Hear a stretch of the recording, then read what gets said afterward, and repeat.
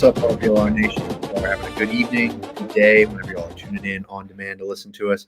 If you hear that marching band fight song, that means only one thing. You are listening to RBLR Bulls. Go Bulls. Hope y'all are doing well. We are coming through you with some really big action. Like a lot of stuff happened this past week for the USF Athletic Department. Some good, some bad. We'll get to all of it. But before we do, I want to introduce my wonderful co-host, Mr. Jonathan Shields first. How you doing tonight, Jonathan? Happy to be back. Big game on the football front this weekend. I've already been seeing a lot of I won't say national, but some big Instagram accounts proclaiming that USF is already in the playoff, which is a dangerous thing to do with 3 and then fingers crossed 4 games with the conference championship left. So Yes. Just happy to be back. Yeah, it's it's kind of weird. I know they were placed in the CFP, which is crazy and really fun, but definitely got to hold your horses in that regard. Like you said, a lot of football left to be played, and USF has shown that they are not prone to the the screw ups. So yeah, absolutely. But Mr. Tariq, how are you doing tonight, my man? We're on double duty, brother. We got Bulls and Bucks, so I hope you're ready.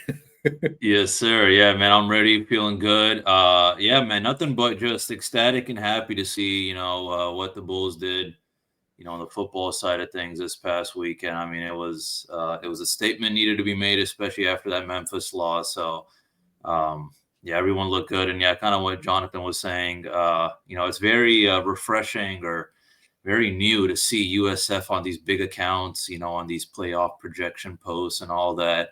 Seen a couple with us and UGA. So that's a spicy. You're like, wow, who would have ever imagined the day that someone would put UGA and USF together in a college football playoff, like potential matchup. So nuts. Yeah, it's bonkers, man. I don't know that any of us could have predicted this. I don't know that I could have seen it in my lifetime, and I still might not see it in my lifetime because, good Lord, it's it's it's still some 3 games left to play, and we'll get to the game that they're going to play this weekend, which Jonathan, like you said, probably one of every game is the biggest game of the season for USF, but this one especially because this is probably their biggest test in terms of regular season opponents. After that, they play Rice and UAB. So it's Navy this weekend in case you're burying the lead. But before we get to that, they took down UTSA last Thursday night in a big way, 55-23. Man, it was exciting football. It was some fun stuff. First play of the game, pick 6. Just some really, really fun stuff. They scored on the first 2 possessions of the UTSA's offensive possessions. They got 2 defensive touchdowns. So they jumped off to that early lead, and then it just kind of went gangbusters from there. But Musab, I'll start with you first, man. What did you think about the defensive performance? Did it kind of ease any of your concerns that maybe the 17-point blown lead in the fourth quarter in the Memphis game brought up, or what are your thoughts on the defense moving forward? Yeah, I think based on what we've seen so far from USF's defense, that Memphis game, especially that fourth quarter, it was kind of an anomaly. You know what I'm saying? It's just not something we're used to, or something. That's not the USF Bulls defense we know. But yeah, I mean, it's just that it just comes down to what kind of competition you play. But it was just silly football, to not finish the job last game. But it was different, and there were still some stars that UTSA had, but we were able to hold it down. It's hard to think after those first 2 possessions that we were going to lose. So those kind of like non or off the field kind of things, the momentum that USF had, how fired up the whole team probably was, especially after coming off that loss. It's nothing but helpful. You know what I'm saying? So they used that to their advantage. Yeah, 100%. Yeah, they came out firing. They looked angry, and rightfully so. They were frustrated, I'm sure, after the kind of embarrassing meltdown in Memphis. So yeah. Thankfully, they responded, and they responded very well. Jonathan, how about you, man? Do you have any different takes on the USF defense moving forward? Just any general thoughts on their performance against UTSA? Yeah, I thought they performed very well. I mean, the game was 42-10, and then from there, whatever happens after that is basically, it doesn't really matter. But for sure. a lot of times this year, and even we even saw in the UTSA game, USF has been on the wrong side of the turnovers. It's what made some of these games competitive and like that. So to see 2 defensive touchdowns in the first 2 drives, I mean, I've never seen anything like that. The fact that USF did get the ball to like 2 minutes left in the first quarter, Right. crazy. I mean, I've never seen anything like that before, and I don't know if I will see anything like that. To have 3 turnovers in the first, I wouldn't even say a possession because USF didn't get a possession, but and 2 of those resulted in touchdowns. But look, I'm not going to act like USF is some top 10 defense after handling a bad UTSA team, but to Musab's point, it's nice to see them bounce back and play angry and play well, even if it's against a lesser opponent, which was good to see. But Navy is, if not one of them, the best running team in all of America. So those incredibly talented linebackers, led by Mac Harris and Schuler and all that, they're going to have their hands full with this Navy rushing attack, because hopefully we see what we saw last week and kind of transition into this Saturday. Yeah, 100%. It'll be interesting to see if they diversify their personnel usage at all, because they're typically, the 4 down linemen and, the 2 linebacker looks. I don't know. It'll be interesting to see if maybe they bring in Zaire Hamilton or Rodney Hill or any of these other linebackers to kind of shore up that run attack, because that Navy running game, it's tough, and we'll certainly talk about the personnel involved there as well. But shifting the focus to the offensive side of the ball, because Nayaki Davenport, he has been on fire to start the year.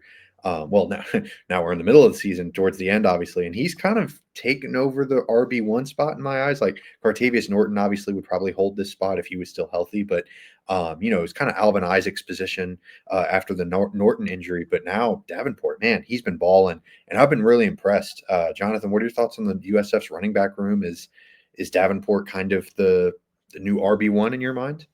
Yeah, it's hard to say that there is an RB1 just because of how Golish splits up the carries, right? Like I was looking before the episode, it's kind of the carries this season. And Brown has 130. He's kind of the outlier. Davenport has 56. Franklin has 55. Isaac has 51. And, again, those are all very, very, very similar. So do I think if it is a close game and USF has a gotta have it drive, who's going to be the running back? I would lean Davenport, but that doesn't mean Isaac's role is going to be any less, if that makes sense. Like I think Isaac's still going to get his 8 to 12 carries a game, and he just might not be in there when it's a gotta have it drive for USF, because honestly, Davenport has played better. He seeds the opportunity, and he's been playing extremely well. Yeah, absolutely. Yeah, I mean, it's kind of one of those things that, USF has been able to kind of play, and they've got the blowouts, for the past against UNT and Charlotte, and this past week against UTSA. So they don't really necessarily have to have those gotta have it drives, like you said. But that'll change probably against Navy, and if they make it to the conference championship game, then it'll definitely change there. So it's kind of interesting to see how the personnel usage develops in that regard. But Mr. Treek, what were your thoughts on the USF running back room and how they proceed moving forward, especially as games get a little bit more contested? Honestly, that's a really good question, because I feel like it is going to change as we face tougher competition. For the most part, ever since Norton's injury, I feel like as Jonathan has mentioned, the guys have been sharing the ball. So Byron Brown still ends up cooking, in the run game too. But I feel like this was kind of the game where it just Davenport ended up standing out, and I feel like it's. He's probably the more, reliant running back out of all of them. So I'd probably put him at RB1 right now. But then again, it's, every single game is, it's a different opponent each time. So For sure. the approach might be different, but I wouldn't be surprised if they kind of, roll with this, because I mean, it looked great. You know what I'm saying? So you try it out again, see what see how it's going against Navy next week. But I mean, the good news is you still got Sam Franklin and Alvin Isaac right there, to help out as well. Yeah, 100%. Yeah, I mean, the good news is, like you said, Franklin and Isaac are also both pretty capable of being electrifying running backs. Franklin a little bit more of that power guy. Isaac definitely the more shifty fellow. But yeah, Isaac struggles, especially in the return game with fumbles, have been a little bit concerning. So that's been kind of a tough thing. So maybe Davenport has gotten just a little bit more reliable carries and maybe more favorable play calling because, hey, Isaac's just been struggling a little bit to hang on to the football. So, but yeah, Davenport has been great. So it'll be exciting to see how that develops. But the player of the game, I wanted to get to that before we move on to the Navy matchup. Jarvis Lee, he was the Defensive Player of the Week for the American Conference. That was some really cool stuff. Obviously, Byron Brown has won the offensive side of the award in that category, I believe. And I think Byron Brown might have won the PFF Offensive Player of the Week or something. Yeah. Yes, he Yeah. was. Yeah, that was fun to see for sure. So those two guys really could have won it, but I'm going to go Jarvis Lee because Byron Brown, you could give it to him every week. So let's mix it up. Jarvis Lee, cornerback, had the pick six. So that was pretty fun. So yeah, player of the game for that week, Jarvis Lee. But moving on to a bit of a higher up view of this team. What do y'all think about the 25th in the AP? I mean, that's really interesting to me because I don't know. I was kind of thinking that they'd maybe hold out on USF making it back in until they beat Navy or until they lose to Navy because then they answer the question. But Jonathan, what are your thoughts on USF making it back into the top 25? Are you surprised? I'm they rightfully should be in. Mhm. And, Memphis is a good team that had a bad loss. You're guaranteed 12 games. You're not going to play great for 12 games. For sure. And, I don't the AP is thankfully kind of irrelevant at this point. It's all about, the Right. college football playoff. For sure. And even the people in the college football playoff don't really know what they're doing. I could have another whole rant about that. But they did get USF being in there correct. And I was surprised that they didn't have any Group of 5 teams ranked in the first rankings, mostly because, look, is USF one of the 25 best teams in the country? Like, that's a really complicated question. Yeah. Like, would USF beat Iowa? I like that. That's kind of who you're competing with. Would USF Right. beat Tennessee? The kind of the teams that are down there. So look, based on their body of work, if you would have showed me USF's blind resume, their wins, their stat profiles, this defense and stuff, and compared it to anyone else's that are in that tier, I would say, yeah, they deserve to. They would deserve to be ranked. So, what is at stake for this program? And Carter, you know better than anyone, cannot be overstated. The importance of the next 3 weeks, potentially 4, and what that could mean for the University of South Florida program going forward. I mean, where this program was a few years ago to where it could possibly be in a month is just incredible to think about. And it would help in so many ways, whether it's financially, publicity wise, and all that stuff. So, long-winded answer of saying, yes, USF deserves to be ranked. I think they're right around the 21 to 25 range. If they're anything above that, I would, I wouldn't love it, but I think they're right where they deserve to be. And look, they have every single opportunity to get in this thing. And then once you're in, it's kind of like March Madness, man. A team has to beat you. You know what I mean? So Yeah. USF is in a really good spot, man, to make history. Yeah, man. Yeah, I don't know. It's a really tough call because I think the final playoff spot from what I've gathered, at least, or from what I can tell, is between whoever wins the American, which right now it looks like USF, or James Madison. And James Madison just doesn't have the non-conference wins, and their conference is even in worse shape than the American Conference, which the American Conference obviously not in great shape either. So, yeah, and James Madison's not putting on the bombardment of the teams that they're playing. They're not squeaking out victories against Sun Belt Conference teams, but they're definitely not blowing anyone out. They're definitely not beating the brakes off of teams like USF is.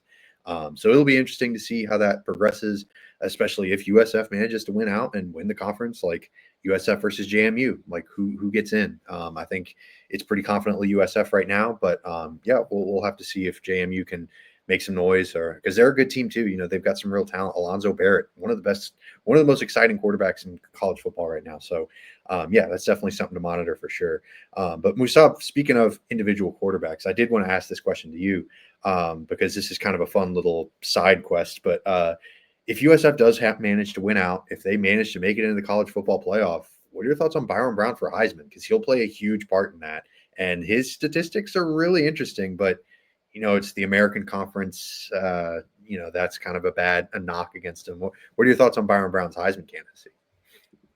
My thoughts are, man, we need a little bit more time before I, really Yeah. start being more confident. And I mean, I Sure. think this is perhaps maybe 1 week too early putting us in the top 25, perhaps. Yeah. The way I see this week is kind of like when you're checking the ranks and then you see on the bottom where it's like other teams receiving votes. I think I think USF's more part of that group. Look, Sure. I'm real happy they squeaked in the top 25, of course, but no, when it comes to Byron Brown winning the Heisman and even this top 25, it's the same thing. Need a little bit more time. Of course, I don't want to take away the Boise win, the UF win, and all these other wins we've had. But we gotta see how we match up against the big dog. So look, I'll tell you this: absolutely put Byron Brown in the conversation if we end up facing, for example, UGA in the first round, and we win. You know what I'm saying? So Yeah. that's when I'll really start kind of going, Buck Wilder. You know what I'm saying about USF or about Byron Brown. But yeah. Yeah, I get you. Yeah, it's an interesting conversation to have. Like you said, I don't know how fruitful it will be because it is real early, and there's a lot of other really tremendous players.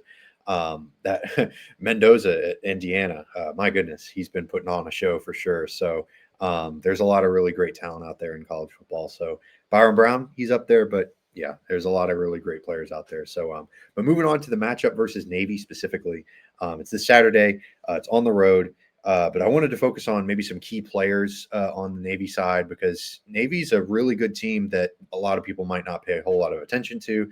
I think I can include myself in that category. I don't really sit down and watch a whole lot of Navy.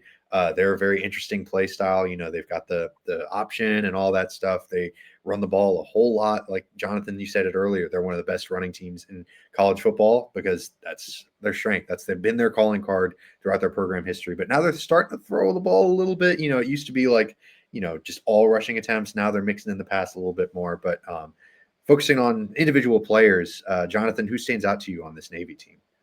It starts with the quarterback. It's Blake Horvath, who did not play last week against Notre Dame, and it was noticeable. Yes. And, when he gets going, he is one of the better players in the American.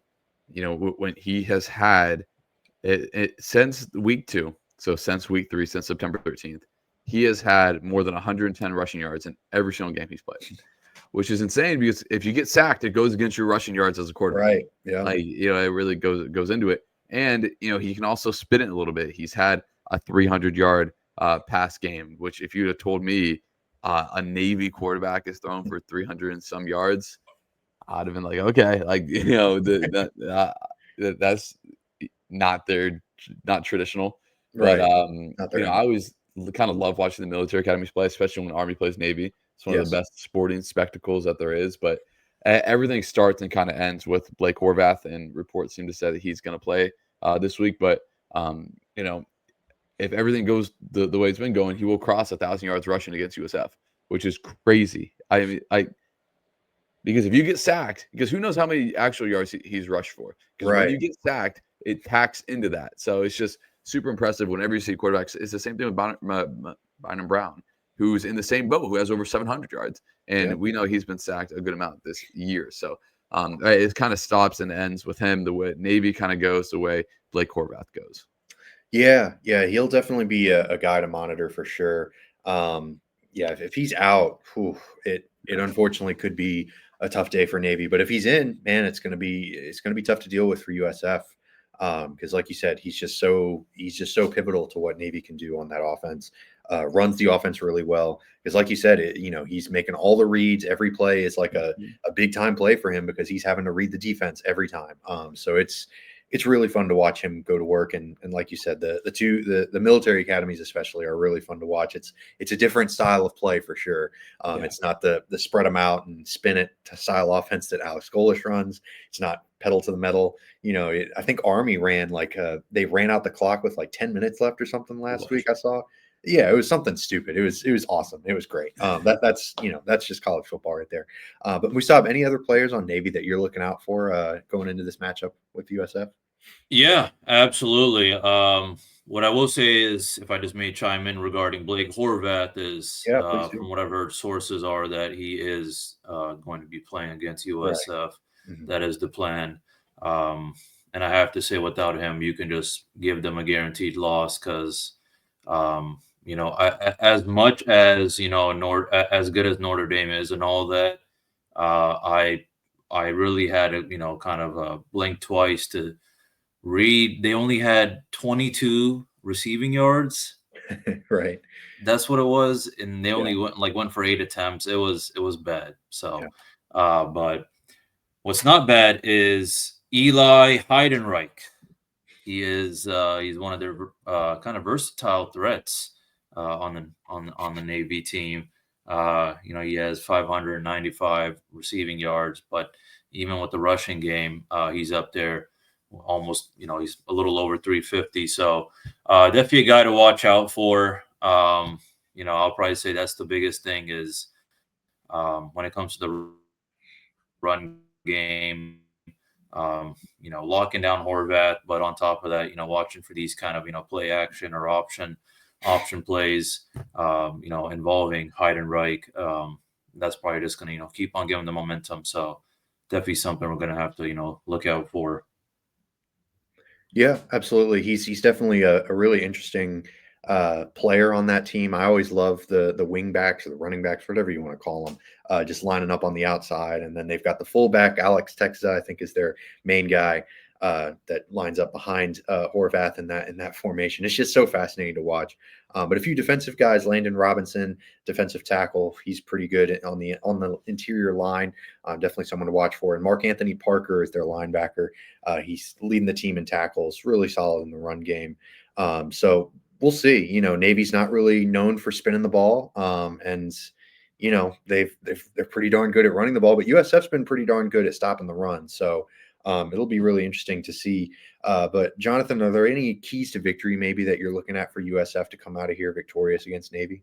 Yeah, I wish I could kind of be a fly on the wall in the meeting rooms. I wonder what the target number for Alex Goldish and his staff is to hold Navy's like rushing yards to, because they're going to get theirs, right? The way that the system they run, they're going to get their rushing yards, but what's their yards per carry? Is it 2.2? Right? Mhm. Do they get 200 yards on 3 yards per carry? Like that's a pretty big difference. So far this year they've been averaging over 6 yards per carry. So that's kind of one of the things that I would circle and be like, okay, if Navy is running at 7 yards per carry, USF's in trouble. And I've been saying every time, because more than any team I've watched this year, USF is it's so swung by turnovers. We saw it last week in their favor. We've seen it other times this year against them. And thankfully, they've played some lesser teams in those games where they've turned the ball over a ton.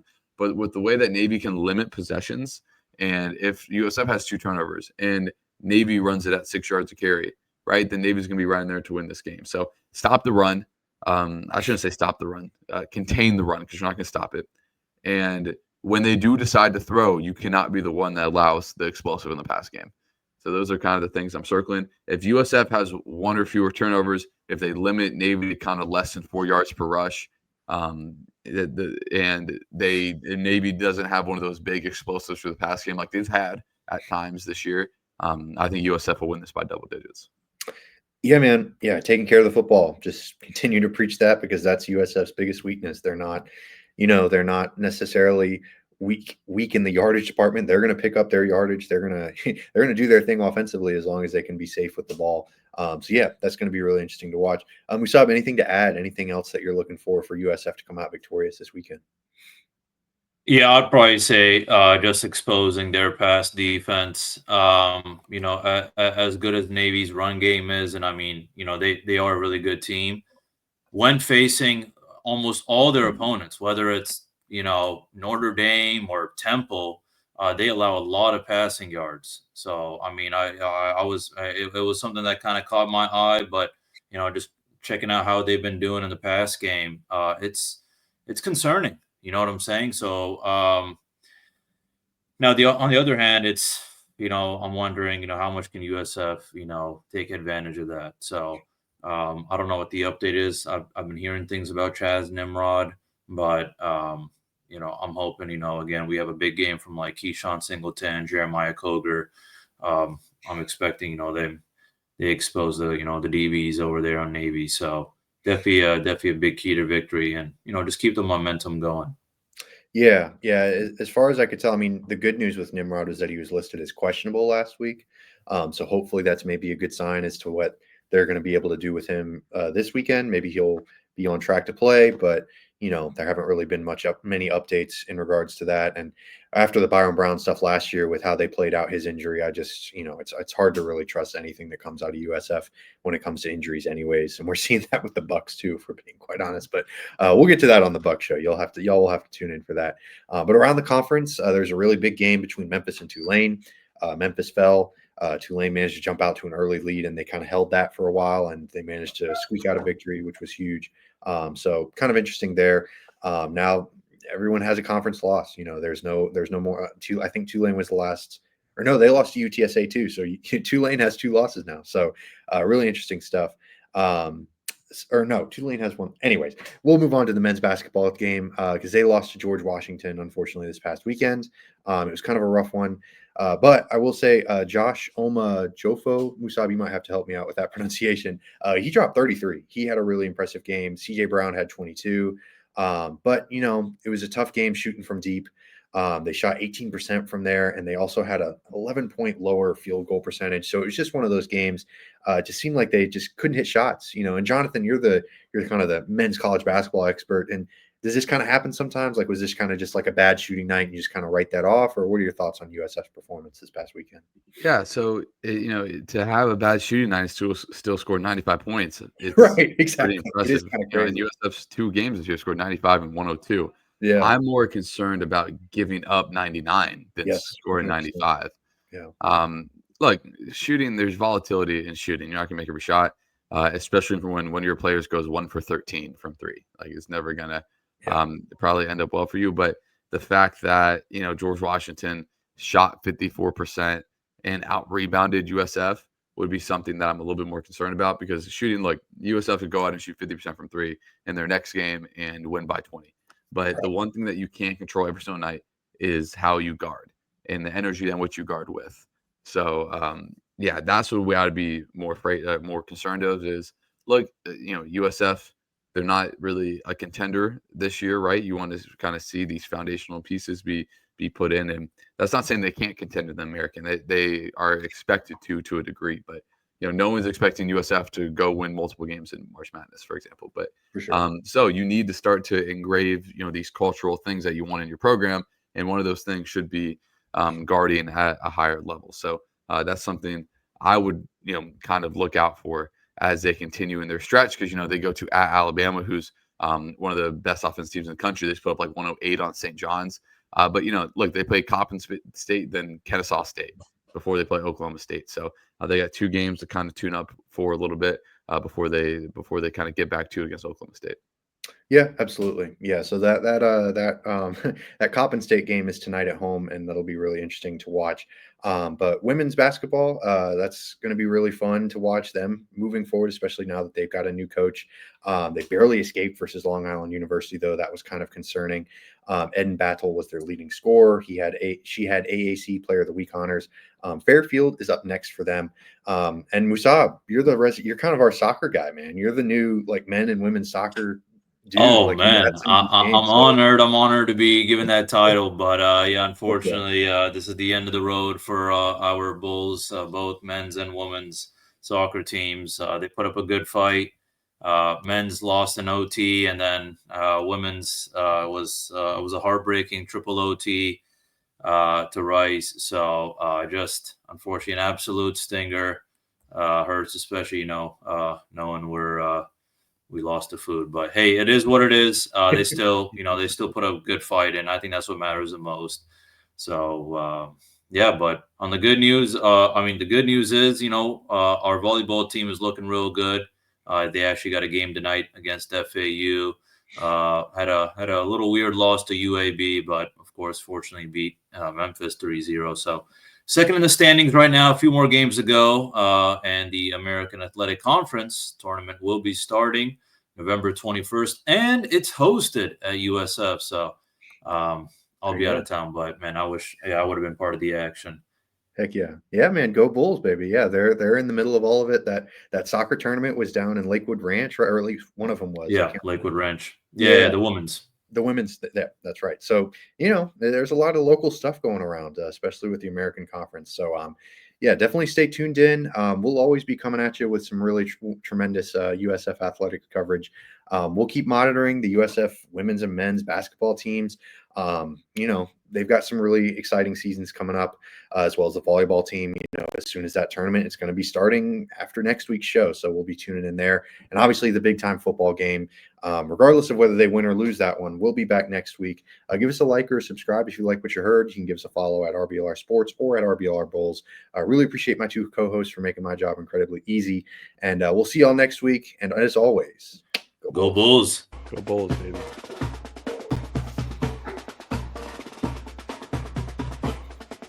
Thank you for tuning into this presentation by RBLR Sports. On your way out of the stadium, please remember to like and subscribe.